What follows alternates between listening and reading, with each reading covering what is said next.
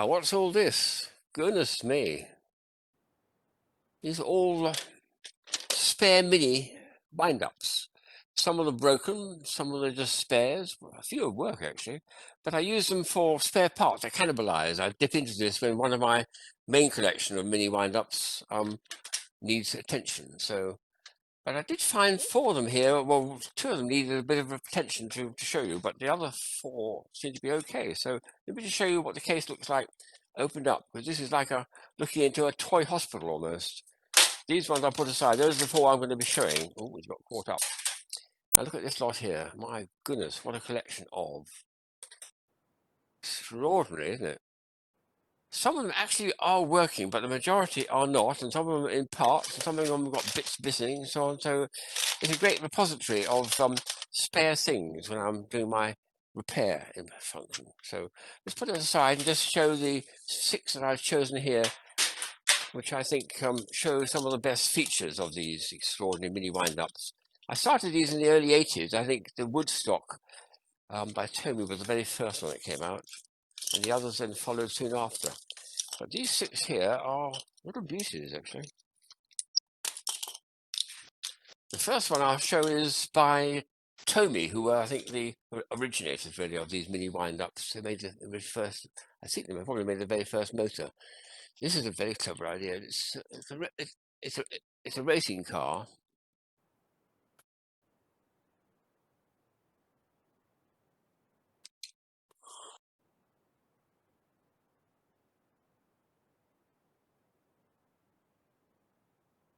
This little bit here is the important bit, because that's a little kicker which will turn it suddenly, flipping it over.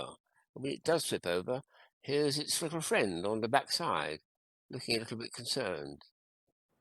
So let's see it in action, see what it does. If I can make it work along here.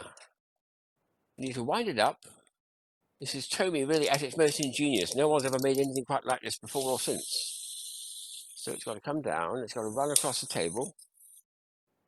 Oh, I think I need to wind up a little bit more, actually. And then it's going to, oops, I think, a bit more. It did the flip over and that missed it. Never mind. Have another go. Run across the table. Oh, nearly there. You need a bit more of a flip and it's going to actually turn completely upside down. Now I come back again and flip. There we are. That's what it's done. So what it does is, oh, it's done it again. That's good. So it flips back and forward like that.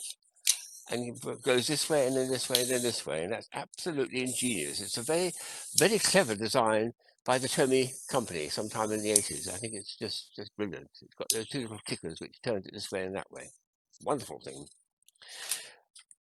A rival company there is Bandai. Again, these are very, very proactive companies making loads of electronic toys nowadays. Made this little creature and one of about 50 or more. It's a little wind-up, but it's very sweet. So let me just show it to camera first, actually. It's a little, it's supposed to be a rabbit, I think it is. Is he a rabbit?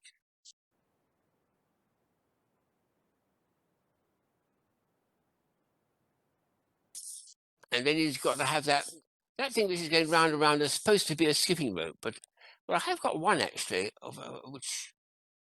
But anyway, let's see if it works. It's got a little skipping action which might just operate on this table. See if it goes. Yes, there we are. I'll do a little more of a wind up and see if it works a few more times. Just about a bit laboured over again, but he's just about doing it. Come on, pal. Yeah, do one more. Yeah, one more. When it's brand new, of course, it did lots and lots, but it's just about, well, it's reached old age like the rest of us. But that's nice action. Just a skipping rope going round and round and round and round. So that was a very sweet one.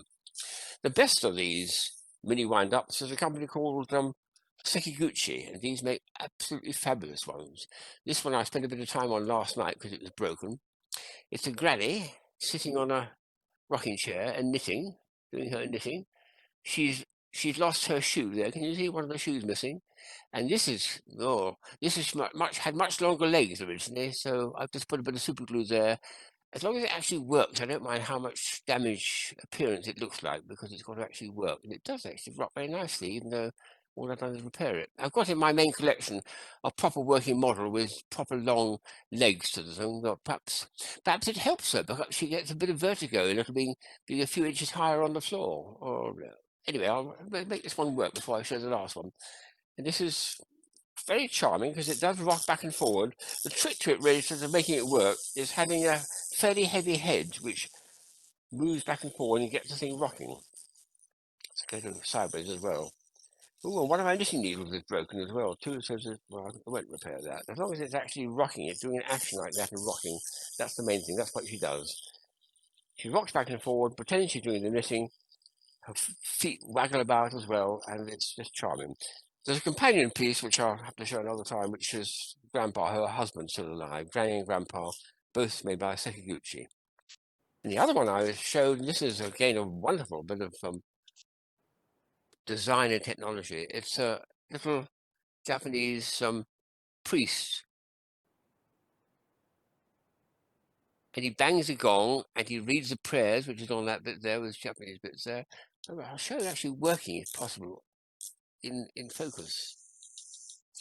What would be very nice would, because he's hitting a plastic thing here. This is like one of those bells. If that was metal, I'm almost tempted to remove this and put a little bell thing in there because it'll make a nice ding, ding, ding, ding, ding effect, which is a very nice noise. I'll put him on the table and let him actually perform in situ. There we are.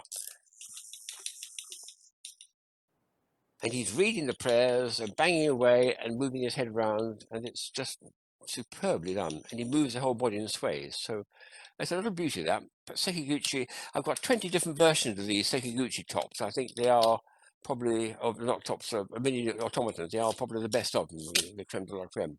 The last two are what I call MIC toys, made in China. No idea who made them, but well, there we are. They still work jolly well, which is the main thing. This one is bizarre, to say the least. Very bizarre. It's just a large pair of teeth and a pair of pink feet, and that's about it. But it does a lovely yak yak action. So we'll set him on the table and make him do a bit of yak yak yak yak yakking, shall we? This is very, very bizarre. We'll have him coming towards the camera. Look at that. He's got a good set of gnashers, hasn't he? He's been looking after his teeth well. Goodness me, but what a bizarre thing altogether, isn't it? Wonderful. Huh. And the last one, also made in China, is this one here. This is an interesting idea for a car. It's a wind-up, but it's a pull-back type wind-up. So the underneath bit is the important bit, because that bit at the bottom is a little bit of a bumper, front and back bumper, and that tiny movement from there to there is all that's needed with the micromotor inside to reverse. It's a reversing mechanism, and it goes beautifully. So let's put him on the table and show him performing. So I pull it back to here, have my hand as a barrier. He hits my hand. Oh, shows it. Got to hit my hand. Do it one more. Pull it back like that. Back, back, back, back, back, back. Every time I'm doing it, that thing is moving from that to that, and it's reversing the actual direction of the wheels. Do it one more time because it works so well.